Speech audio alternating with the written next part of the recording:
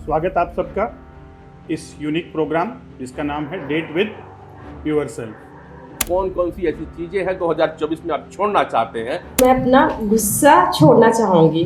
उसको ले जाना नहीं चाहते। आज से अभी से ज्यादा सुनूंगा बोलूंगा नहीं। हम लोग समाज में बहाने बना बना करके मिला करते थे। यानी हमारा मेंटल एटीट्यूड ऐसा बन गया है कि बीमारियां छूट नहीं सकती। मेरी एक गंदी आदत है कि मैं गुस्से में अपशब्द के साथ गाली बकता हूँ लोगों को। मेरा डोनेशन बहुत 2.5 अक्षर का ही है और वो है क्रोध। भूख, गरीबी और बेकारी तीनों मुझसे मोहब्बत करती है। किसको छोड़ो किसको रोको, तीनों मुझ पर बढ़ती है। स्वागत अभिनंदन इसलिए भी कि कुछ ही घंटे के पश्चात हम सब लोग विदाई के माहौल में आ जाएंगे। ये बताता है जीवन के उतार चढ़ाव को कि जो कल तक हमारे साथ था वे बस कुछ पल में ही साथ छोड़ भी जाएगा। और इसीलिए ये दिन हमारे पास आते हैं। और कितना अच्छा होता है कि हम जब साल की विदाई करते तो हंसते हुए करते हैं और साल का स्वागत भी करते हैं तो हंसते हुए करते हैं। मगर ये हमारे रोजाना के दिनचर्या में ये संभव नहीं हो पाता। जब हमसे कोई बिछड़ता है तो हम रोते हुए उसका विदा करते हैं और कोई आता है तो मुस्कुरा के करते हैं, उसका स्वागत करते हैं। क्यों ना ऐसा हो, कुछ ऐसा सीखा जाए कि न किसी के जाने का गम हो और न किसी के आने की खुशी। तो शायद हम एक समतुल्य जीवन में, एक समवेश में, समतलता पे रह सकते हैं।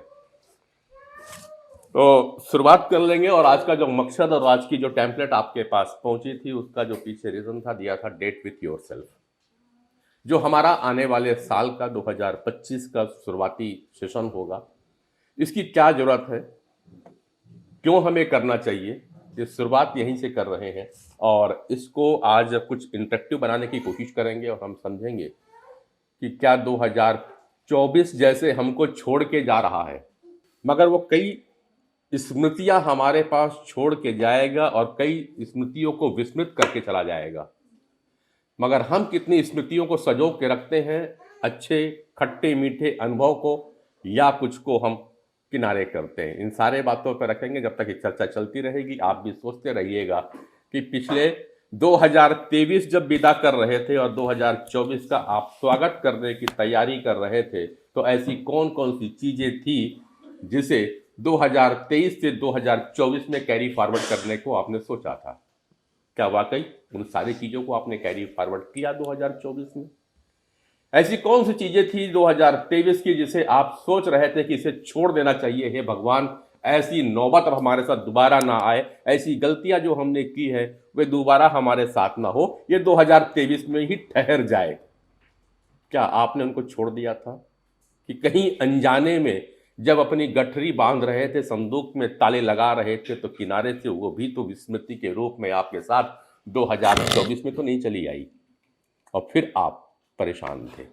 बहुत से ऐसे लोग भी होंगे जिन्होंने केवल खुशियों के इस पल में ये भूल गए होंगे कि हमें क्या चीज़ छोड़ना चाहिए था और हमें क्या चीज़ लेके जाना चाहिए था।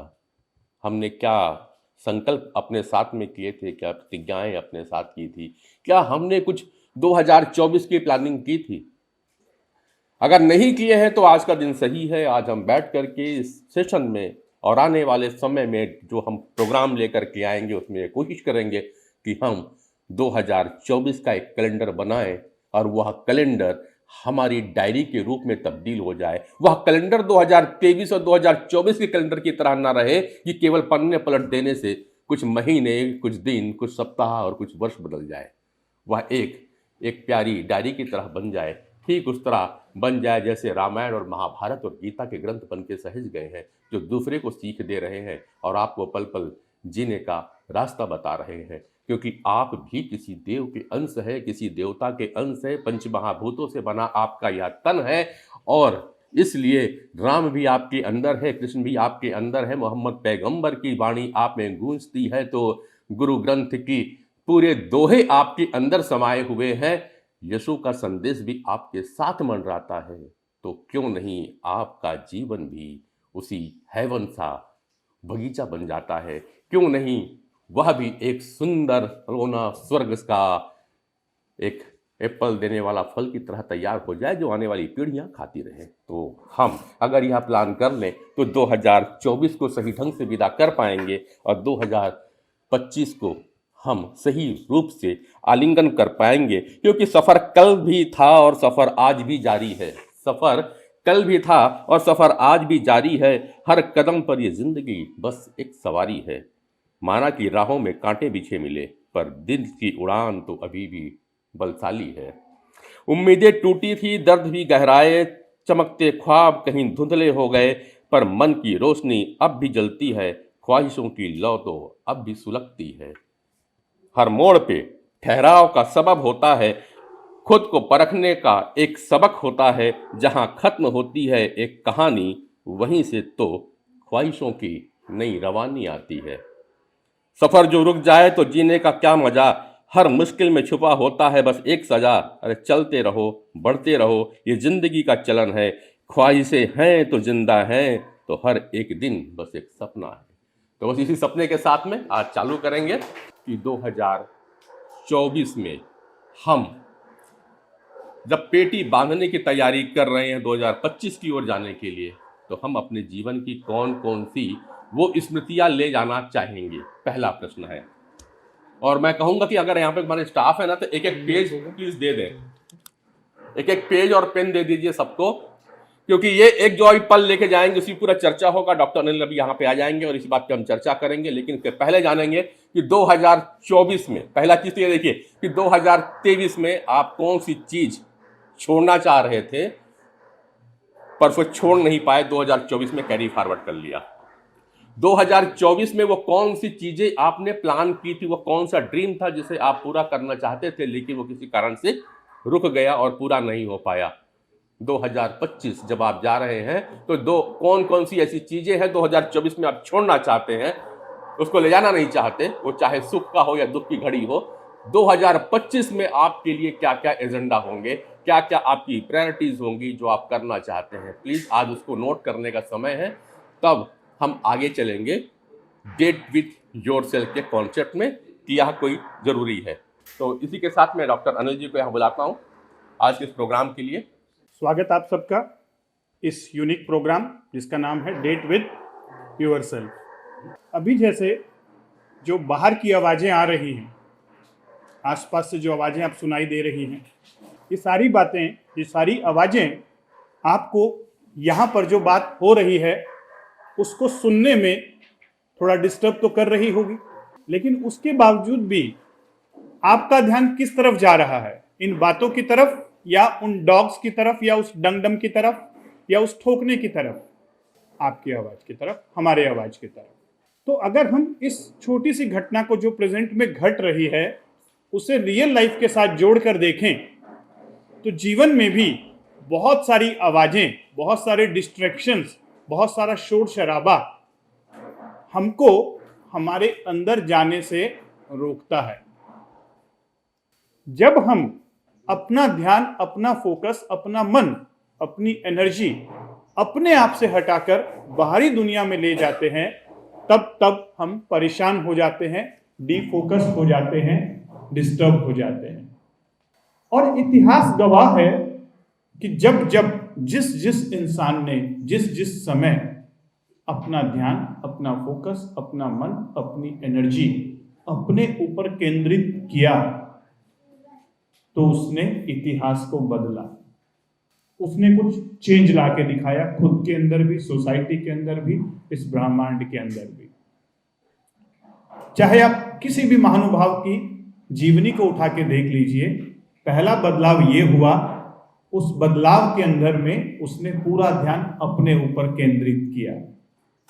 महात्मा गांधी, जब अंग्रेजों ने उसे ट्रेन से बाहर फेंक दिया तो उन्होंने क्या किया, पूरा ध्यान अपने ऊपर केंद्रित किया। और वो जब ध्यान अपने ऊपर लाए तो उन्होंने एक कमिटमेंट किया कि जैसे इन गौरों ने मुझे ट्रेन से बाहर फेंका, मैं इन्हें देश से बाहर फेंक कर दिखाऊंगा। अगर वो उस समय उस बात को दूसरों को बोलते तो क्या दूसरे लोग उसके ऊपर यकीन करते? बल्कि उसका मजाक उड़ रहा। लेकिन उन्होंने किसी को नहीं बताया ये बात, बस किसको बताया? खुद को। तो आज के समय में भी ये वही बात फिर से समझने की जरूरत है, क्योंकि बाहर का शोर शराबा बहुत ज्यादा हो गया है। इस शोर शराबे में हमको बीच बीच में ठहराव लाकर खुद के साथ जुड़ने की जरूरत है, खुद को समझने की जरूरत है कि चल क्या रहा है मेरे भीतर, मेरे अंदर, चाह क्या रहा हूं मैं खुद से और इस दुनिया से। कुछ चाह भी रहा हूं या बस ऐसे ही सोच रहा हूं? क्यों पूरा नहीं हो पा रहा है जो मैं चाह रहा हूं? क्यों मैं खुश नहीं हूं? क्यों मैं स्वस्थ नहीं हूं? क्यों मेरे रिलेशनशिप जैसा मैं चाह रहा हूं वैसे नहीं हो रहे हैं? कहीं ना कहीं प्रॉब्लम्स या इश्यूज हर किसी की लाइफ में है, लेकिन हम उसका समाधान ढूंढना तो चाहते हैं, लेकिन अपने साथ नहीं जुड़ रहे हैं। इसीलिए मुझे लगा कि एक ऐसा यूनिक वर्कशॉप होना चाहिए जो बार बार आपको अपने अंदर लेके जा सके। नए साल में हमने सोचा है महीने में 2 बार, यानी हर 15 दिन में 1 बार हम एक यूनिक वर्कशॉप लेके आएंगे जिसका नाम है डेट विथ योरसेल्फ। खुद के साथ एक शानदार मुलाकात। जरूरत है एक शानदार मुलाकात करने की। क्या एक बार मुलाकात करने से चल जाएगा या बार बार करनी पड़ेगी? बार बार करना पड़ेगा। इसीलिए हमने महीने में 2 बार ये अरेंज किया है। जैसे हम सबसे रिलेशनशिप बनाने की कोशिश करते हैं, अपने रिलेटिव से कहीं बुरा ना मान जाएं, अपने पड़ोसियों से, सरकार से और इन्फ्लुएंशियल लोगों से पहचान बढ़ाने की कोशिश करते हैं ताकि हमारी लाइफ स्मूथ चलती रहे। सेम टू सेम एक बहुत इंपॉर्टेंट पर्सन से भी मुलाकात करने की जरूरत है, संबंध बनाने की जरूरत है, उसे समझने की जरूरत है। वो हैं आप खुद। तो कैसे खुद से जुड़ा जाए और कितना हम अपने आप को एक्चुअली जानते हैं, इस बात को डीपर लेवल पर समझने के लिए हम जो ये डेट विद योरसेल्फ है ये कॉन्सेप्ट लेकर आ रहे हैं। संडे को प्रोग्राम होगा, एवरी संडे, मतलब 15 डेज में महीने में 2 बार। और इसमें हम बहुत भीतर की यात्रा पे चलेंगे, डीप लेवल की यात्रा पर समझेंगे अपने आप को। Beyond mask and mirror. Beyond mask and mirror, हम सब एक मुखौटा लगा के चलते हैं सोसाइटी के अंदर। कभी हम मम्मी बन जाते हैं, कभी पापा बन जाते हैं, कभी बॉस बन जाते हैं, कभी रिश्तेदार बन जाते हैं, कभी एक अच्छा इंसान बन जाते हैं, जबकि एक्चुअल में हम वो सब नहीं है। मिरर में अपने आप को देखते हैं और जैसा हम मिरर हमें खुद को दिखाता है उसी को हम मान लेते हैं। नहीं, बियॉन्ड मिरर्स एंड मास्क हम खुद को जानेंगे और बार बार जानेंगे, एक बार नहीं। अगर आप लाइफ में ट्रांसफॉर्मेशन चाहते हैं खुद के अंदर, ये मेरा पर्सनल अनुभव बताता है कि अपने आप कुछ भी नहीं बदलता, अपने आप कुछ भी नहीं बदलता। कुछ भी बदलने के लिए अपने आप को बदलना पड़ता है, और अपने आप को बदलने के लिए खुद को समझना पड़ता है, खुद के साथ जुड़ना पड़ता है, खुद को मानना पड़ता है, जानना पड़ता है। तो खुद को समझना, खुद को जानना और खुद को मानना, ये जो 3 टैगलाइन है ये मिलेंगी आपको उस सेल्फ डिस्कवरी वर्कशॉप में। और कुछ लोग कहेंगे कि सर एक बार करने से काम चल जाएगा क्या? मैं कहूंगा कि एक बार में ट्रांसफॉर्मेशन आएगा, लेकिन बार बार आपको करना होगा।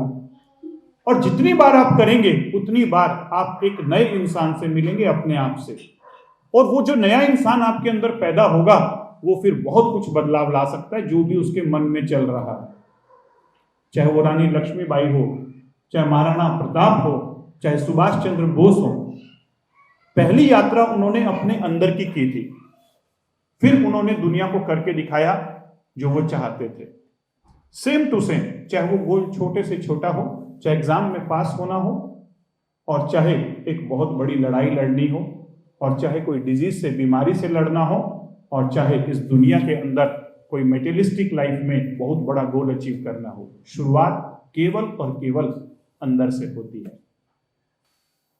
तो आज हम कुछ ऐसे एक्सरसाइज करेंगे, सेल्फ डिस्कवरी एक्सरसाइज, जिसमें हम समझेंगे अपने आप को परत दर परत। जैसे प्याज की लेयर्स होती है ना, वैसे ही हमारी भी लेयर्स हैं, और उस लेयर्स को हम जब उतारते जाएंगे तब हमें समझ में आएगा हम डीपर लेवल पर क्या हैं। आज आपको अपने मन को एक्सप्लोर करना है, चल क्या रहा है अंदर में, भीतर में। क्योंकि हम नए साल में एंटर कर रहे हैं, तो सबसे पहले एक छोटा सा पर्सनल ऑडिट कर लेते हैं अपने ही मन का, पेन पेपर के साथ। तो चलिए शुरुआत करिए। जैसा पांडे जी ने कहा कि 2024 में मैंने क्या खोया। मैं जानबूझकर नेगेटिव प्रश्न से शुरुआत कर रहा हूं। 2024 में मैंने क्या खोया, जरा लिखिए तो एक बार इस प्रश्न का आंसर।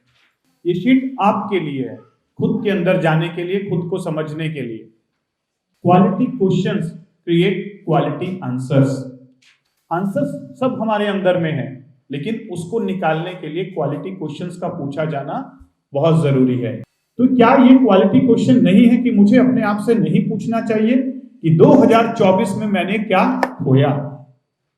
तो जरा लिखिए, क्या क्या खोया आपने 2024 में? आंखें बंद करके अपने अंदर झांकिए, और जो विचार आ रहे हैं, जो भावनाएं आ रही हैं, जो दृश्य आ रहे हैं, उनके साथ जुड़ते हुए इस पेन और पेपर पे लिखिए। Think it, ink it. सोचिए और लिखिए। अपना काम करते रहें और साथ ही साथ मेरी बातों को भी सुनते रहें। अपने अंदर भीतर जाने की शुरुआत पेन और पेपर से होती है। जब आप पेन पेपर लेकर जर्नलिंग की साइंस और आर्ट से जुड़ते हैं, तो बहुत सारे अनसुलझे प्रश्नों का आंसर आप अपने अंदर से निकाल के लेकर आते हैं। निकालिए और लिखिए पिछले साल आपने क्या खोया, और उसे ऑर्गेनाइज करिए 1 2 3 4 5।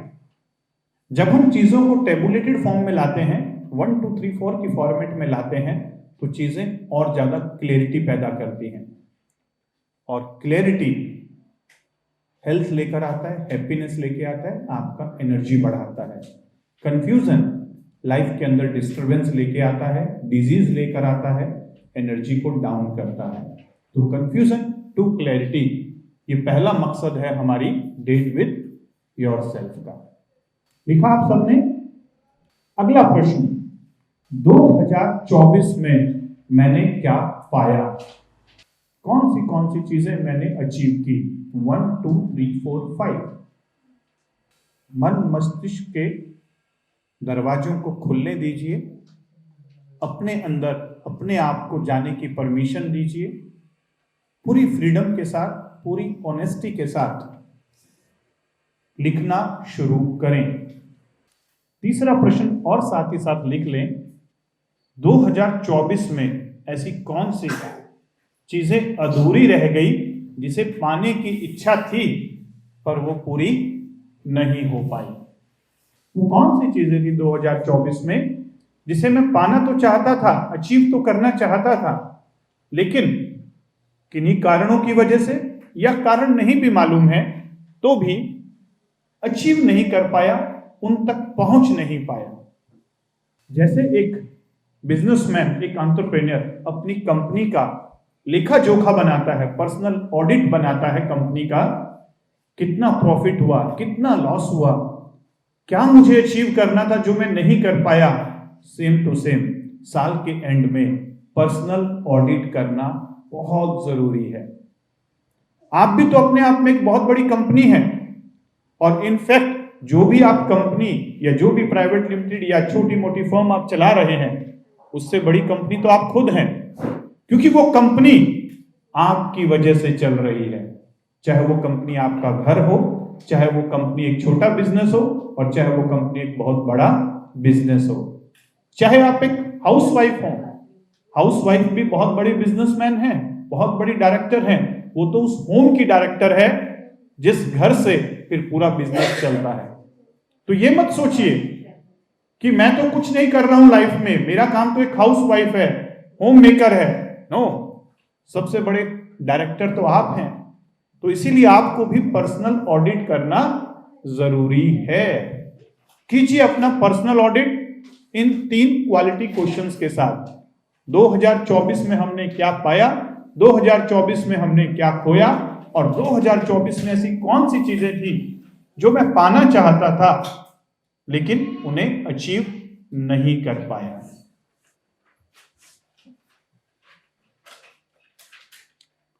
और मन की गहराइयों में जाके पूछिए अपने आप से, आंखें बंद कर करके क्वेश्चंस को पूछिए।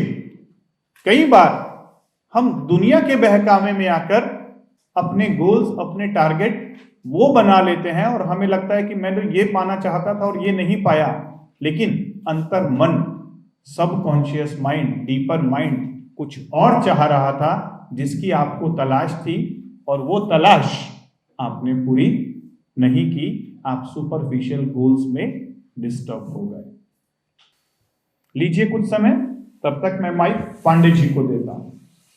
नेक्स्ट प्रोग्राम जो है डेट विथ योरसेल्फ, जो 2025 में हम शुरुआत करने जा रहे हैं फर्स्ट वीक से ही, तो ये उसका एक डेमो सेशन है कि हम आपको आने वाले समय में थ्योरी और प्रैक्टिकल कैसे कैसे कराएंगे। तो बस आप लोग लिखते रहिए, जैसे आपका समय पूरा हो जाए, क्या लगे कि हमने पूरा लिख लिया है, आप अपने हैंड्स रेज कर देंगे तो हम अगले सेशन की ओर आगे बढ़ जाएंगे। और 2025 की तैयारी के लिए आप अपने प्लान डिसाइड करते रहिए कि 2025 के लिए भी क्या क्या हमें प्लान करना है। डेट विथ योरसेल्फ की बात आ रही थी डॉक्टर साहब, तो बहुत अच्छा कि हमें अपने अंदर जाना है, अपने आप को समझना है। और ये बड़ा आज की डेट का फैंसी वर्ड है, डेट विथ योर डेट। आज हर यूथ डेट पे जाना चाहता है। हमारे समय तो ये डेट होता ही नहीं था। और जब पहली बार ये डेटिंग का वर्ड सुना, आप लोग हंस देंगे, जब मुझे पहली बार आया किसी ने कहा कि मैं डेट पे जा रहा हूँ, तो मुझे बड़ा अच्छा लगा कि डेट पे क्या होता है। डेट का मतलब तो मैंने डिक्शनरी में केवल तारीखें सुनी थी, फिर थोड़ा सा और खंगाला, तब तक गूगल आ चुका था, मैंने गूगल पे टाइप किया डेट्स, तो गलती से एस जुड़ गया उसमें, और जो शब्द लिख के आया वो खजूर लिख के आ गया। मैंने कहा था कि आप हंस देंगे, जो अच्छा हुआ। तो मैं पहला समझ हुआ कि खजूर का क्या संबंध है। और फिर मैंने कहा कि जिसने भी ये शब्द इजाद किया होगा डेट्स का, या डेट पे जाने का, और डेट्स का मतलब खजूर, कहीं ना कहीं तो लिंकअप होगा। तो सर कल थोड़ा सा बैठ करके इस पर चिंतन करना चालू किया कि डॉक्टर गुप्ता ने भी डेट विथ योरसेल्फ क्यों बोला। जब एक डॉक्टर बोलेगा तो कुछ सोचना पड़ता ज़रूर है, क्योंकि ये हेल्दी रखने की बात करते हैं।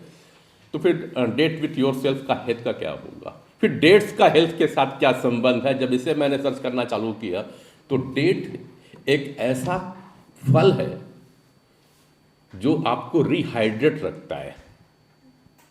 उपवास के समय में बड़े अच्छे से रिकमेंड किया जाता है, और खासकर उन जगहों को बहुत अच्छे से रिकमेंड किया जाता है जो कि हमारी अरब कंट्रीज है। वहाँ पे जब रोज़ा रहते हैं लोग, तो रोज़ा के समय में उन्हें डेट्स खाने को दिया जाता है। वे खजूर खाते हैं ताकि उनके अंदर पानी की कमी की जो कमी हो रही है उसकी पूर्ति होती रहे। डेट्स, और वो डेट्स हमारे जो सेल्स हैं उसको रिजुवनेट करने का भी काम करती है। बहुत अच्छा डाइजेस्टिव है, किसी का डाइजेशन भी गड़बड़ है तो डेट्स खाना चाहिए, ऐसा कहा जाता है। 3 से 4 खजूर सबके लिए है। जब मैं वात, पित्त और कफ की ओर गया तो मुझे मालूम चला कि इसकी तासीर जो डेट्स की है वो थोड़ी शीत होती है, ठंडी होती है, इसलिए मुझ जैसे व्यक्ति जिसका की तासीर पित्त का है उसके लिए बहुत फायदेमंद होता है।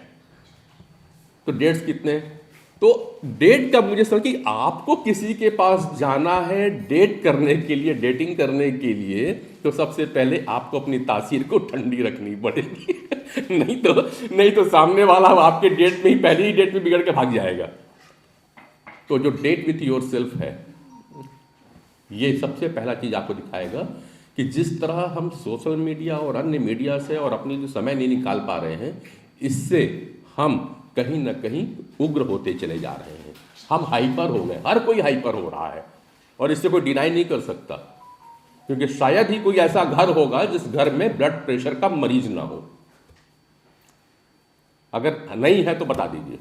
हर एक घर में, अगर उनके घर में 7-8 की फैमिली है तो एक बंदा पक्का, हर 8 में से एक बंदा आज ब्लड प्रेशर का शिकार है। ये हमारा हम हाइपर हैं, उग्रता है हमारे अंदर में, उष्णता बढ़ रही है, हमारे अंदर में गर्मी बढ़ रही है और गर्मी को हम निकाल नहीं पा रहे हैं, क्योंकि अब तो आपको अपना गुस्सा दिखाने वाला भी आपके सामने नहीं रहता। पहले तो टाइम होता था ना, तो मियाँ बीबी भी आपस में लड़के ना अपना गुस्सा निकाल लिया करते थे। अब तो उनके पास भी समय नहीं है, क्योंकि 10 घंटे की ड्यूटी करने के बाद जब घर में आते हैं तो उन्हें अपने सोशल मीडिया को देखना पड़ता है। तो जब अपने साथी से लड़ने का, अपने साथी से झगड़ने का, अपने साथी से मोहब्बत करने का समय आपके पास नहीं है साहब, तो खुद के लिए समय कहाँ से रहेगा।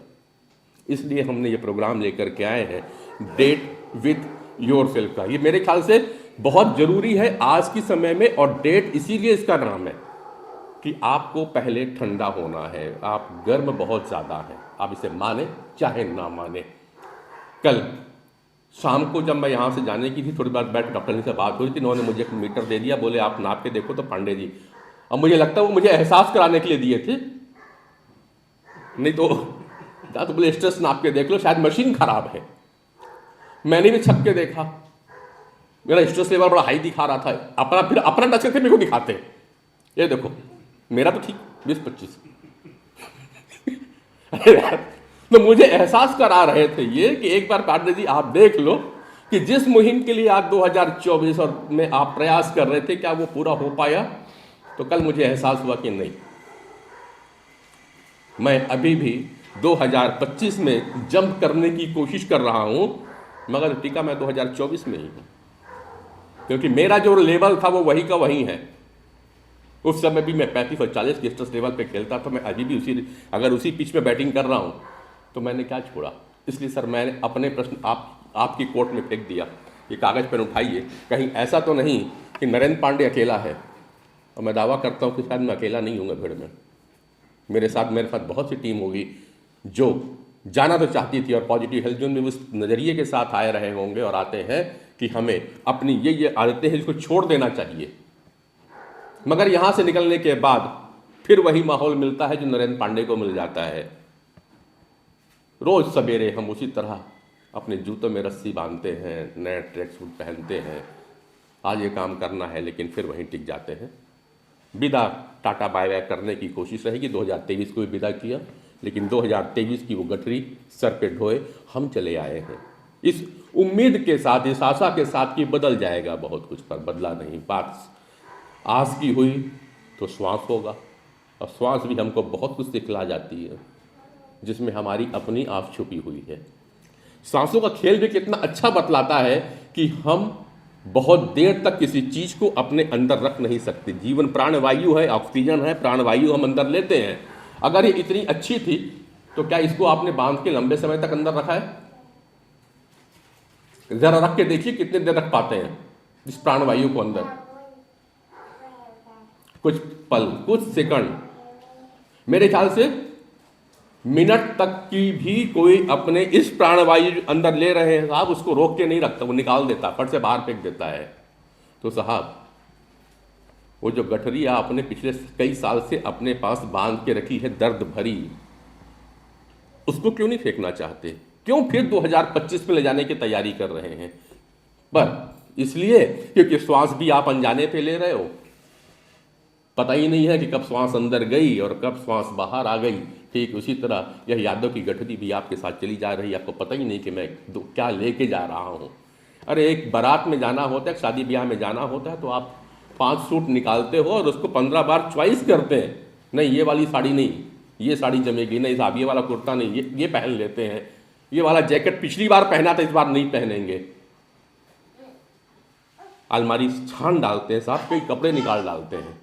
लेकिन 2025 की तैयारी में कोई भी ऐसा नहीं है जिसने पेन कागज लिख के रखा होगा कि मुझे ये चीज़ लेके नहीं जाना है, मुझे नई चीज़ लेके जाना है। ऐसा कोई प्लान नहीं कर रहा है।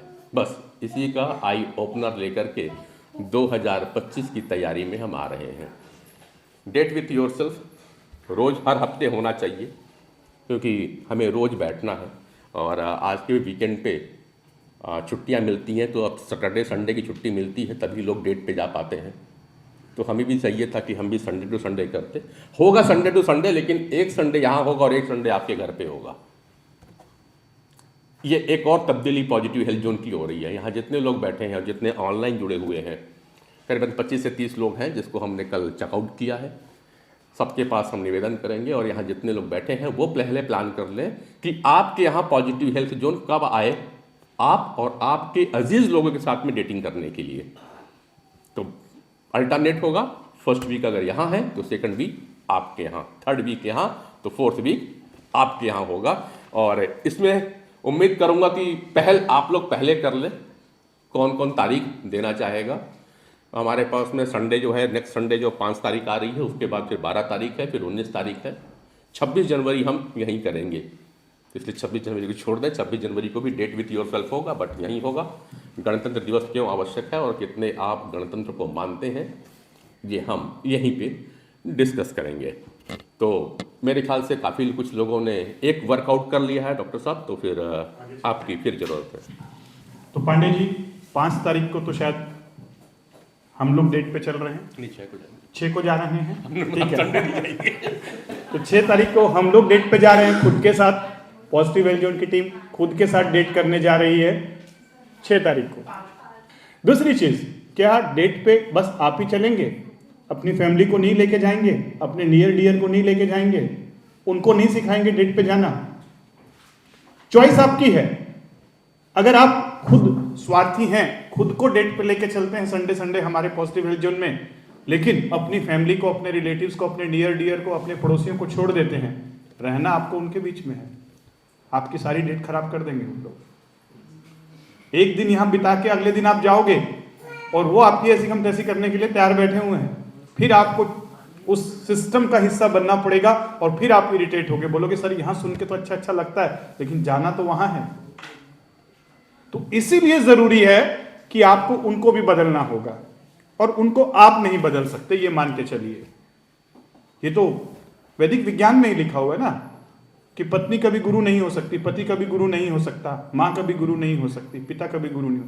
हमें अपनों की बात समझ नहीं आती है। तो इसीलिए नरेंद्र पांडे जी ने कहा कि हम 2 हफ्ते यहां करेंगे और 2 हफ्ते आपके एरिया में। आप डिसाइड करेंगे, आप इनिशिएटिव लेंगे कि कहां पर करना है, कैसे करना है। अपनी सोसाइटी में, अपने नियर डियर वन में, जिससे भी आपको लगता है कि यार इसकी जिंदगी में बदलाव आना चाहिए, इन लोगों की जिंदगी में बदलाव आना चाहिए, पॉजिटिव हेल्थ जोन की टीम चलेगी उनको सिखाने के लिए। तो इस प्रकार से ये जर्नी चलेगी, और इस जर्नी में हम लोगों की कॉन्शियसनेस अपने आप रेज होती जाएगी। आज जो सबसे बड़ी समस्या है केवल और केवल एक है कि हमारी कॉन्शियसनेस बहुत ज्यादा नीचे गिर गई है, और नीचे गिर नहीं गई है, गिराई जा रही है। एक हम केवल और केवल अपने आप को शरीर और ब्रेन मान चुके हैं, उसके बियॉन्ड कुछ भी नहीं, जिसकी वजह से प्रॉब्लम्स हो रही हैं। दूसरा, हम केवल और केवल अपने बारे में सोचने लग गए हैं, समाज के बारे में या देश के बारे में या ब्रह्मांड के बारे में नहीं, जिसकी वजह से प्रॉब्लम हो रही है। तीसरा, हम सारा दिन कनेक्टेड हैं, मन को बाहर गया हुआ है। मन एक छोटा सा बच्चा है जो यहां होना चाहिए, जो हर सेकेंड हर समय बाहर घूम रहा है, कभी मोबाइल में, कभी शॉपिंग मॉल में, और कभी किसी और चीजों में। इसे खींच के वापस लाना है यहां पर, इसीलिए भी डेटिंग जरूरी है। मेरे ख्याल से वीडियो रन हो गया, तो मैं इसके साथ जोड़ता हूं। प्लीज देखिएगा और समझने की कोशिश करिएगा कि आज से पहले आपकी स्थिति क्या थी और आज वर्तमान में क्या है, और अगर ऐसी घटना घटे तो आने वाला समाज क्या होगा। कल मैंने अपने पुराने परिचित के घर जाने की ठानी। सोचा लंबे समय से कोई शिष्टाचार नहीं निभाया है, चलो हालचाल पूछ लिया जाए। मैंने जैसे ही उनके दरवाजे पर दस्तक दी, उन्होंने बड़े गर्मजोशी से स्वागत करते हुए बड़े आत्मीय भाव से बोला, आइए आइए मित्र, स्वागत है आपका। उनके स्वागत में इतनी आत्मीयता थी कि मुझे लगा जैसे कृष्ण के घर सुदामा आ गया। मैंने सोचा कि अब चाय नाश्ते का दौर शुरू होगा, गर्म पकौड़ों के साथ कुछ गपशप होगी। पर इससे पहले कि मैं कुछ कहता, वे अंदर भागे और प्लेट में कुछ लेकर के आए। ललचाई आंखों ने कई सपने सजोए। मैंने सोचा पेट में नमकीन और मिठाइयां होंगी, मगर प्लेट पे रखे आइटम को देखकर मेरी आंखें फटी रह गई। प्लेट में चार्जर रखा था यार। कुछ पल के लिए समझ में नहीं आया कि मैं अपनी हंसी को रोकूं या सम्मान दिखाऊं, पर मैंने शिष्टता के साथ कहा, नहीं नहीं भाई, अभी मेरी मोबाइल की बैटरी पूरी ठीक है। पर सज्जन को शायद मेरी बातों पे यकीन नहीं हुआ। बोले, अरे यार, बैटरी का क्या भरोसा, आजकल ये किसी रिश्ते से कम थोड़ी ना है, कब धोखा दे जाएंगे पता ही नहीं चलता। पहले आप अपने मोबाइल को चार्ज कर लीजिए, वरना बातचीत के बीच में मोबाइल ने अगर दम तोड़ दिया तो बड़ी असुविधा होगी। सच कहूं तो उनके इस व्यवहार ने मुझे अंदर से झकझोर दिया।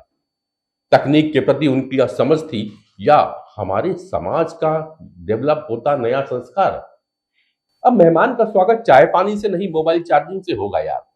वह दिन दूर नहीं जब लोग पूछेंगे कि वाईफाई का पासवर्ड बतलाऊं या पहले फ्रिज खोलकर कोल्ड ड्रिंक निकालूं। बैठक में जगह जगह उनके घर पे चार्जर लटक रहे थे, जैसे दीवारों से बेल लिपटी हो। टीवी की जगह एक बड़ा सा चार्जिंग स्टेशन शोभा दे रहा था। मुझे महसूस हुआ कि जैसे मैं किसी बिजली घर में बैठा हूं, जहां इंसानों से ज्यादा गैजेट्स की सुविधा का ध्यान रखा जाता है। थोड़ी देर में वो चाय लेकर भी आए, साथ में एक प्लेट पे बिस्कुटें थी। बोले, भाई आप नाश्ता करिए, आपका मोबाइल आराम से चार्ज हो रहा है। हाँ, लेकिन ध्यान दीजिएगा, ये बिस्किट ज्यादा मत खाइएगा, आपके हाथ में मोबाइल जो है कहीं उसकी टच स्क्रीन गंदी ना हो जाए। उनकी इस सर्वगुण संपन्न सोच पर मैं अभिभूत हो गया। मैं मुस्कुराते हुए बोला, भाई साहब, आपने तो चार्जर के लिए ऐसी व्यवस्था की है जैसे किसी अस्पताल में मरीज के लिए ऑक्सीजन सिलेंडर रखी जाती है। वे हंसते हुए बोले, मजाक मत उड़ा यार, आजकल मोबाइल बैटरी चार्ज करना चाय पिलाने से ज्यादा महत्वपूर्ण है। सोचिए भला, अगर आपकी मोबाइल की बैटरी खत्म हो जाए तो क्या होगा? आप कॉल नहीं कर पाएंगे, न मैसेज देख पाएंगे, न ही रील्स देख पाएंगे। मैंने भी सिर हिलाया और सोचा, यही हमारी आधुनिकता की पराकाष्ठा है। रिश्तों की जगह अब चार्जिंग केबल ने ले ली है शायद। नाश्ता खत्म होते होते उन्होंने मुझसे फिर पूछा, यार बैटरी कितनी चार्ज हुई है? अब तक तो मुझे समझ आ चुका था कि उनका सारा ध्यान मेरे मोबाइल की स्थिति पर था। मेरी भूख प्यास या मेरी बातों से उन्हें कोई सरोकार नहीं था। मैंने कहा, मित्र, बैटरी अब पूरी चार्ज है। उन्होंने राहत भरी सांस ली, मानो उनकी गृहस्थी का सबसे बड़ा कार्य सफलतापूर्वक निपट गया हो। लौटते समय मैं सोचने लगा, यह कैसा समय आ गया है। पहले लोग इंसान की चेहरे की चमक देखकर पूछते थे, सब ठीक है ना? अब मोबाइल की बैटरी देखकर कहते हैं, लो जी, यह भी चार्ज हो गया। यह वाकया मुझे सोचने पे मजबूर कर गया। आज की दुनिया में रिश्ते और भावनाएं अब शायद बैटरी परसेंटेज से मापी जाने लगी है। मेहमान से ज्यादा उनका मोबाइल प्राथमिकता बन गया है।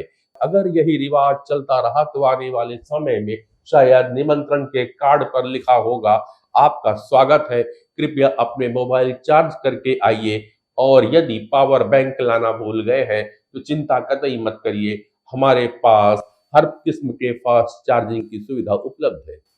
शायद यही आज की जीवन शैली है। इंसानों के रिश्ते बैटरी के प्रतिशत में सिमट गए हैं। पहले घरों में संस्कार और अपनापन चार्ज होता था, अब मोबाइल और गैजेट्स चार्ज होंगे। तो अगली बार जब आप किसी सज्जन के घर जाएं तो चाय नाश्ते की उम्मीद उनसे कतई ना करें। तैयार रहे कि सबसे पहले आपका मोबाइल चार्ज किया जाएगा, और हाँ, बैटरी 100% होने पर वो सज्जन आपको मुस्कुराते हुए यह कहकर विदा कर देंगे, अब आप पूरी तरह से तैयार हैं जनाब। घर लौटते समय रास्ते भर मैं सोचता रहा कि आज के जमाने में हम इंसानों को चार्ज करने के बारे में लोग कब सोचेंगे, या फिर कहीं ऐसा तो नहीं कि हम सभी चार्जर की प्लेट में रखे आपसी रिश्तों को अनदेखा करते जा रहे हैं। आपके कमेंट्स का मुझे रहेगा इंतजार। हम आपस में मिलते थे तो संस्कारों से हम चार्ज हुआ करते थे। बातचीत के दौरान परिवार में एक दूसरे की विचारों के द्वारा चार्ज हुआ करते थे, जिसको हम लोग संस्कृति और सभ्यता के रूप में आने वाले समय में और समाज को हम उसको लौटाते थे। लेकिन अब आज की तारीख में सारी संस्कृति और सभ्यता गैजेट्स में सिमट गई है, और इसलिए आज हम अपेक्षा ये रखते हैं कि हमें कोई भी गुरु दर्शन की आवश्यकता हो, गुरु मार्गदर्शन की आवश्यकता हो, तो हमें वापस गूगल भगवान से या किसी तरीके की गैजेट्स की सहारा लेना पड़ती है। ये विकलांगता आज की समाज में प्रतिध्वनित होती है, ऐसा मुझे प्रतीत होता है। शायद नहीं, हम लोग मोस्टली टाइम अपना या तो बाहर देते हैं या फिर गैजेट्स के साथ रहते हैं, बट अपने साथ जुड़ने का टाइम हम लोग को बहुत कम मिलता है। पहले एक दूसरे से बातचीत करके चार्ज हो जाते थे, माँ पिताजी भाई बहन। पांडे जी बहुत ही अच्छा है आपका परिकल्पना है ये। मैं इस मुख्य रूप से ये कहना चाहूँगा कि ये जो सारी चीज़ें हमारी परिकल्पना में दिख रही है बहुत ही घातक है समाज के लिए। होना तो ये चाहिए कि हम जब किसी के घर पर जाएं, अपने परिचित से मिले, कोई दोस्त यार से मिले, तो हम इस तरह के गैजेट्स हैं, मोबाइल, उसको दूर रख दें या स्विच ऑफ कर दें और उनसे मन की बातें करें। अगर हम मोबाइल पे ध्यान लगा रहेंगे, बीच पे कॉल आते रहेंगे, हम उनसे मानसिक रूप से अटैच नहीं हो पाते हैं। तो ये चीज़ें नहीं होनी चाहिए, इनसे दूरी बनाए रखनी चाहिए। मगर एक चीज़ और देखेंगे कि आज क्या यह कायम है, जिस तरह बात अग्रवाल जी ने कही कि हम अधिक से अधिक लोग पहले मिला करते थे, अब डिजिटल है, क्या आज भी दौर कायम है साहब लोगों से फेस टू फेस मिलने का, दोस्तों के घर जाने का? बिल्कुल है, बिल्कुल है सर, आज भी कायम है लोगों से, दोस्तों से मिलने का इस तरीके का। लेकिन चूंकि लोगों के कार्य भी बढ़ गए हैं और टेक्नोलॉजी का ज़माना है, और आपका ये जो वीडियो दिखा मेरे को, मैं समझता हूँ ये आधुनिक समाज और पुराने समाज दोनों का समन्वय होना चाहिए, मुझे ऐसा लगा इसमें। और रही बात चार्जर देने की, ये आधुनिक आवश्यकता मुझे महसूस होती है कि लोगों को दिया जाए और उसके बाद फिर आप बात कीजिए, कौन मना किया है। आप अपने दोस्तों को भी समय दीजिए, दोनों चीज़ मिला जुला के ही चल सकता है अब आगे का दौर, मेरा यही कहना है। तो चाय के साथ चार्जर जरूरी होगा आने वाले समय में, बेटे है साइकोलॉजिस्ट भी में है। अब आपके नज़रिए से देखेंगे कि एक साइकोलॉजी का छात्र क्या सोचता है ऐसे घटनाओं पे। जितना फ़ोन हमारा स्मार्ट होते जा रहा है उतना हम उसके तरफ अट्रैक्ट होते जा रहे हैं। बेसिकली देखा जाए तो हम अपने फ़ोन को सूडो ब्रेन भी बोल सकते हैं, जो कहीं ना कहीं हमारे ब्रेन को रिप्लेस कर रहा है। बस फ़र्क ये है कि हम जो सोच सकते हैं बस वो नहीं कर सकता, बस हमें मजबूर कर सकते हैं कि हम क्या और सोचें। तो हमारे थॉट्स, हमारे इमोशंस जो सब है, अब वो फ़ोन से इन्फ्लुएंस हो रहे हैं एंड अब हम बस उसी की तरफ लगे हुए हैं। मैम से पूछेंगे आपसे, आप इस बारे में कुछ, और टोटल क्लास के बारे में भी आपको पूछेंगे जो आपके अच्छा, मुझे ऐसा लगता है गैजेट्स तो अपने लिए बहुत यूज़फुल है। जैसे डेली टू डे लाइफ में देखा जाए तो हमारा हर चीज़ गैजेट से ही होता है, टिकट्स, हाउस होल्ड्स के काफ़ी काम, तो इस चीज़ में हेल्प तो करता है। लेकिन दूसरा चीज़ सोशल मीडिया बहुत अफेक्ट कर रहा है। जैसे कम्युनिकेशन इस चीज़ के कारण बहुत कम हो रहा है। काफ़ी लोगों को उसके ज़रिए से सोशल इनकम तो हो रहा है, बट उनका इनकम हो रहा है लेकिन हमारा टाइम उसमें वेस्ट हो रहा है। तो ये हम पे निर्भर करता है कि हम किस चीज़ को किस तरह यूज़ करें और किस तरह ना करें। सर, ये आज का आपका ये वीडियो बहुत ही अच्छा मैसेज दिया है। हमने दोनों दौर देखे हैं। जब एक दौर वो हुआ करता था जब गैजेट्स कम थे हमारे लाइफ में और कैसे हम अपने सारे रीति रिवाज को अच्छे से सेलिब्रेट कर पाते थे, और आज का दौर है जो एक गैजेट आने के बाद हमको इतना अपने लाइफ में डिस्टर्बेंस देखना पड़ा है। 2-3 लोगों का राय मैंने अभी अभी सुना है कि गैजेट भी ज़रूरी है, तो ज़रूरी तो है पर इसमें बैलेंस होना चाहिए। जहां हमको जो चीज़ ज़रूरी है, जो सेलिब्रेट जैसे करना है उस दौरान वैसे ही किया जाए, ना कि हम अभी यहाँ बैठे हैं डॉक्टर साहब के सेशन सुन रहे और हम मोबाइल में और इधर उधर गैजेट में बिजी हो जाए।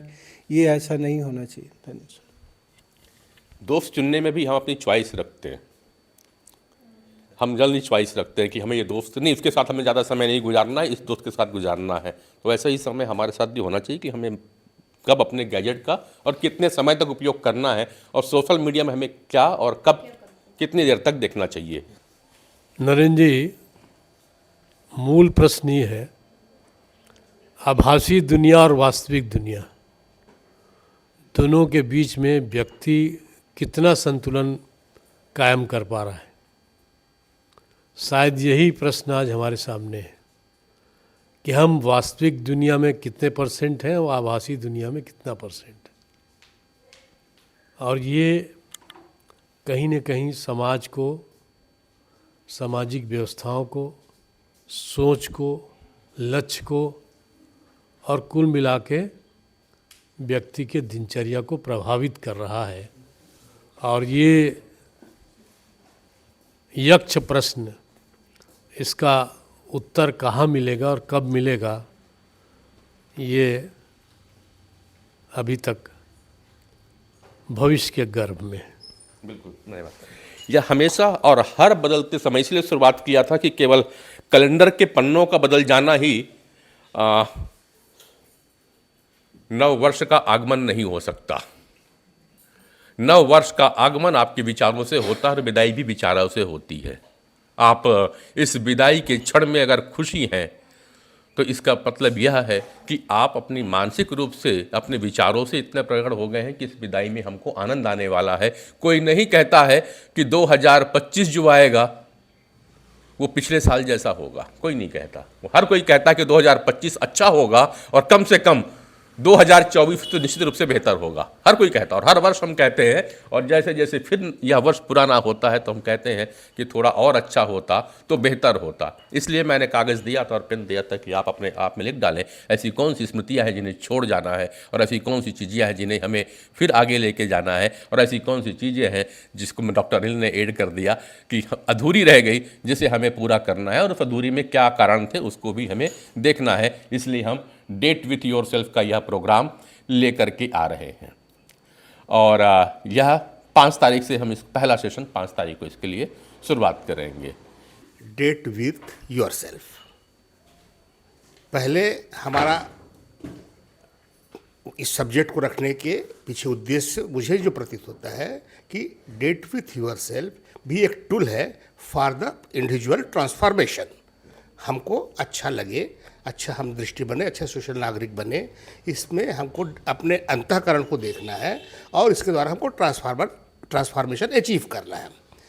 तो टूल ऑफ ट्रांसफॉर्मेशन की यदि हम बात करें तो आज जैसे कि आपने दिखाया कि गैजेट को हमने भी टूल ऑफ ट्रांसफॉर्मेशन के रूप में देखना शुरू कर दिए हैं। It is also tool of transformation.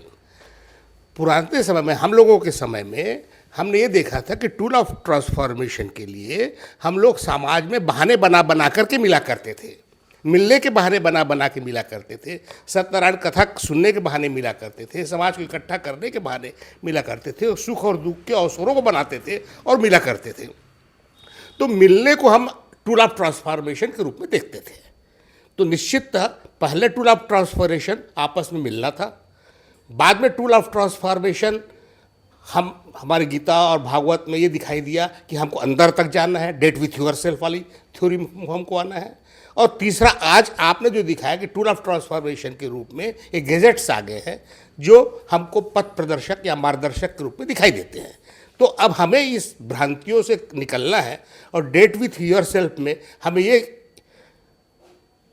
देखना है, अपने को सोचना है कि कौन सा टूल ऑफ ट्रांसफॉर्मेशन मेरे लिए उपयुक्त है या युक्त है, कौन सी चीज उपयुक्त होगी इसके ऊपर चलना है। और इसलिए हम डेट विथ योर सेल्फ का प्रोग्राम लेकर के आ रहे हैं।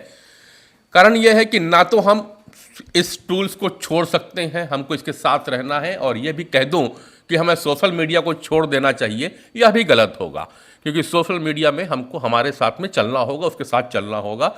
मैं भी जब आज ये कोई वीडियो बना रहा हूं तो सोशल मीडिया पे डाला है और रिक्वेस्ट कर रहा हूं कि आप उसको देखिए। पर अब ये है कि हमें उसे समभाव पे लेके चलना है, कहते हैं युक्ति के अनुसार चलना है। टूल को कब कितना उपयोग करना है, कौन सी चीज़ें हमें देखना है, ये चीज़ें हमें जाननी जरूरी होनी चाहिए। कब किसके साथ क्या सामंजस्य बनाया जाता है, ये चीज़ सिखाई जाती थी। मैंने बहुत सारे प्रोग्राम किए, यूट्यूब पे अवेलेबल है। मैंने साइकोलॉजिस्ट के साथ में, क्रिमिनल साइकोलॉजिस्ट के साथ में, सबके साथ में प्रोग्राम किया। कुल मिलाकर के जो बातें आती हैं कि सब चीज़ को बताने के लिए सिखाया जाता है। अगर आज गाड़ी चलाना बच्ची मांगती है तो उसको हम पीछे बैठ के सिखाते हैं, फिर लर्निंग लाइसेंस दिया जाता है, तब जाके आपको परमानेंट लाइसेंस मिलता है। लेकिन साहब आज हर किसी के पास में 25 से 30 हज़ार का मोबाइल आ चुका है, लेकिन मैं किसी पेरेंट से पूछूं कि क्या उसको मोबाइल चलाना सिखाया, तो किसी ने नहीं सिखाया। तो ये एक विडंबना है हमारे यहाँ। हम साइकिल चलाना सिखा रहे हैं अपने बच्चों को 10,000 की साइकिल खरीद करके, लेकिन 15,000 का मोबाइल कभी बच्चे को चलाना नहीं सिखाते, जबकि वो डायरेक्ट आपको बिना देखे कितने बड़े वर्ल्ड से जुड़ रहा है और उस वर्ल्ड के अंदर में, उस विश्व के अंदर में अच्छी और बुरी दोनों चीज़ें उपलब्ध है, उसका छोटा सा मन नहीं समझता कि क्या अच्छा और क्या बुरा है। वो तो आपका परिपक्व मन समझ रहा है, तो आप नहीं बताते हैं। ये अच्छाई और बुराई बताने वाला जब कोई नहीं होगा तो आपको अपने अंदर जाना होगा, वही बताता है कि क्या अच्छा और क्या बुरा है। इसलिए डेट विथ योरसेल्फ आ रहा है। डॉक्टर अनिल को मैं फिर जोड़ूंगा और फिर 2 मिनट बाद फिर वापस आता हूँ। पांडे जी ने कहा था त्यागना, पाना तो हर कोई चाहता है, हर कोई 2025 में कुछ ना कुछ पाना चाहता है। मैं भी पाना चाहता हूँ, आप भी पाना चाहते हैं, ठीक है, उसकी भी बात कर लेंगे, करेंगे। पूरा साल पड़ा है पाने के लिए, लेकिन कुछ छोड़ते हैं। चलिए आज डोनेशन, एक डोनेशन बॉक्स लेकर आए हैं हम। इस डोनेशन बॉक्स पे लिखा हुआ है एक बैड हैबिट, कोई भी चीज, बैड हैबिट या जो चीज आप छोड़ना चाहते हो, बैड बिहेवियर, बैड हैबिट या कोई भी ऐसी चीज जो आप 2025 में कैरी फॉरवर्ड नहीं करना चाहते, आज आप आएंगे और पूरी कमिटमेंट के साथ एक पेपर लीजिए, पेपर पे पर्ची बनाइए, लिखिए और लिख कर इसमें डोनेट कर दीजिए। और गुप्त दान नहीं रहेगा, ये गुप्त दान नहीं है, ये पब्लिकली डिक्लेयर करके करना है। क्यों? डोनेशन बॉक्स में डालें, अपना नाम बोले और क्या चीज डोनेट कर रहे हैं वो बोले। मैं हरविंदर सिंह, मैं आगे से अब आज से अभी से ज्यादा सुनूंगा, बोलूंगा नहीं। वैसे मैं मौन में था, आज लिखा हुआ था कागज, लेकिन मौन तोड़ना पड़ रहा मजबूरी में। धन्यवाद। बहुत बढ़िया, बहुत बढ़िया। कल ही हमने इनको एक बोला कि आप 7 दिन का मौन रखिए, तो आज इन्होंने ये बहुत अच्छी बात कर दी। मेरा डोनेशन बहुत 2.5 अक्षर का ही है और वो है क्रोध। मैं आज से क्रोध को डोनेट करने के लिए अग्रवाल जी का बहुत बहुत धन्यवाद। और क्रोध से अगर आप आगे दे तो एक श्लोक बोल दो। बिल्कुल बोलिए। क्रोधात् भवति सम्मोहम्, सम्मोहात् स्मृति विभ्रमः, स्मृति भ्रंशात् बुद्धिनाशम्, बुद्धिनाशात् प्रणश्यति। तो जितने भी नाश का जो शुरुआत होता है वो क्रोध से ही होता है। तो मैं आज क्रोध डोनेट कर रहा हूँ। मेरी एक गंदी आदत है कि मैं गुस्से में अपशब्द के साथ गाली बकता हूँ लोगों को। ऑफिस में हमेशा होता है मेरे साथ। मैं इसको छोड़ना चाहूँगा। इसकी वजह से मेरे को बहुत नुकसान और बहुत रिलेशंस खराब होते हैं लोगों से। जैसे ही मेरे मन माफिक कुछ नहीं होता तो फिर गाली बकने में फिर पीछे नहीं जाता। ये चीज़ थोड़ी छोड़ना है। Great, good, very good. मेरा नाम उमाशंकर जांगड़े है। मैं देखा 2024 में और उसके पहले भी नकारात्मक सोच मेरे अंदर बहुत आती रहती है। उससे मुझे और मेरे परिवार या और भी दोस्तों को नुकसान हुआ है। मैं चाहता हूँ ये नकारात्मक सोच मैं छोड़ूं। बहुत बढ़िया, नकारात्मक सोच को डोनेट कर रहे हैं। मैं के सिंह। वैसे तो मैंने 2023 से ही नॉनवेज का खाना बंद कर दिया था, छोड़ चुका था, लेकिन नॉनवेज में अंडा भी आता वो मेरा जारी था। और अभी नवंबर महीने में इसी मंथ पर डॉक्टर साहब के कहने से मैंने चाय और कॉफ़ी का पूर्ण त्याग कर दिया है, तो छोड़ दिया था। नॉनवेज में जो अंडा रह गया था, मैं आज के तारीख से अंडा खाना पूरी तरीके से बंद करूँगा। पूर्ण शाकाहारी का पालन करूँगा मैं। बहुत बढ़िया, शानदार। आइए, और कौन? मेरा नाम पुष्पा जांगड़े है। मैं थोड़ा गुस्सा ज़्यादा करती हूँ, तो मैं अपना गुस्सा छोड़ना चाहूँगी, इसको डोनेट कर रही हूँ। बहुत बढ़िया। अब इसको याद करना कि आप डोनेट करके आ गए हैं और डोनेट की हुई चीज़ वापस नहीं मांगी जाती। इस बात को याद रखिएगा।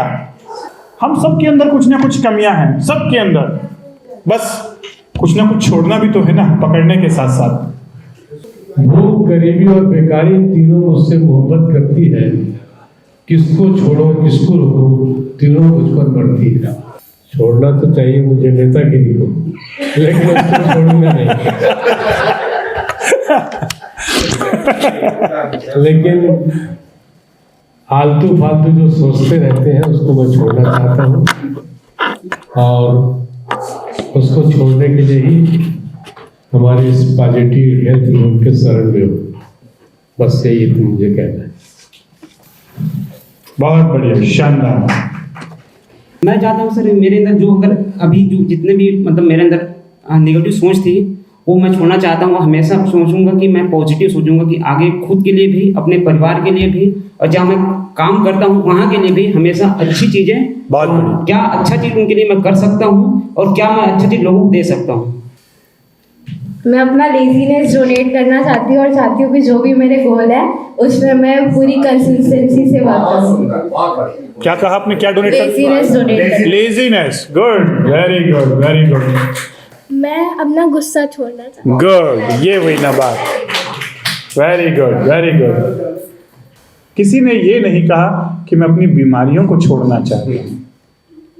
सोच के देखिएगा, यानी हमारा मेंटल एटीट्यूड ऐसा बन गया है कि बीमारियां छूट नहीं सकती और बीमारियां हम छोड़ना नहीं चाहते, क्योंकि ऐसा हो ही नहीं सकता कि किसी को कोई बीमारी ना हो। लेकिन यहाँ से ये चीज़ निष्कर्ष निकलता है, लोग सोच रहे हैं कि बीमारी हमारे जीवन का एक अहम हिस्सा है और वो छोड़ी नहीं जा सकती या उसे छोड़ने की ज़रूरत नहीं है। पॉजिटिव हेल्थ जो सदा से इस मुहिम पे रहा है कि बीमारी हम खुद पैदा करते हैं, हमारा शरीर और हमारा मन केवल और केवल स्वास्थ्य जानता है। बीमारी भगवान की देन नहीं है, हमारी खुद की देन है और बीमारियों को छोड़ा जा सकता है बशर्ते आप छोड़ना चाहते हो। बस इसी मुहिम में मैं भी, अगर मेरे अंदर भी कोई बीमारी है उसको भी छोड़ना चाहता हूं। और दूसरी चीज, मेरे को अगर किसी चीज को पकड़ने की आदत है, उस पकड़ने की आदत को भी मैं छोड़ना चाहता हूं। मैं सरेंडर करना चाहता हूं भगवान पे कि सब कुछ वही चलाए आगे अपने हिसाब से। समापन की कड़ी शुरुआत भी मैंने कुछ चंद लाइनों से की थी, तो समापन भी अब चंद लाइनों के साथ करता हूं, क्योंकि मैं उसके स्वागत में है समय पूरा हो। तो पुराना साल बीत रहा, नया आने को है, सुख दुख की गति बांधे असमंजस में फिर मैं क्यों खड़ा? किसको पकड़ो किसको छोड़ो, यह एक सवाल है बड़ा। यादों की परछाइयां कुछ मीठी कुछ खट्टी, सपनों की चमक कुछ पूरी कुछ अधूरी, हंसी के लम्हे हैं तो आंसुओं के धार भी, सब समेटे फिर भी मैं खड़ा, जीवन के हर पड़ाव पे मैं पहाड़ सा बना। पुराना साल कह रहा थाम ले मुझको, मैं सीखों का खजाना हूँ। नया साल मुस्कुरा रहा कह रहा सपनों का पुलिंदा हूँ, अपना ले मुझको तेरे नए राह का सहारा बनूं। दुविधा के इस क्षण में दिल से आवाज आई, जो अच्छा था सहेज ले यार, जो बुरा था विदा कर दे उसको। नई सुबह का सूरज नई रोशनी लाएगा, हर दुख का बादल भी एक दिन छट जाएगा। तो बांध ली मैंने गठरी उम्मीदों के साथ, छोड़ दी शंकाएं और पकड़ लिया विश्वास। पुराना साल मिला हुआ नया बाग फैलाए, आशा का दीप जलाने को, नए सपने सजाने को। चलो मिलकर स्वागत करते हैं एक नई मंजिल बनाने को। आप लोगों को नववर्ष की बहुत बहुत शुभकामनाएं।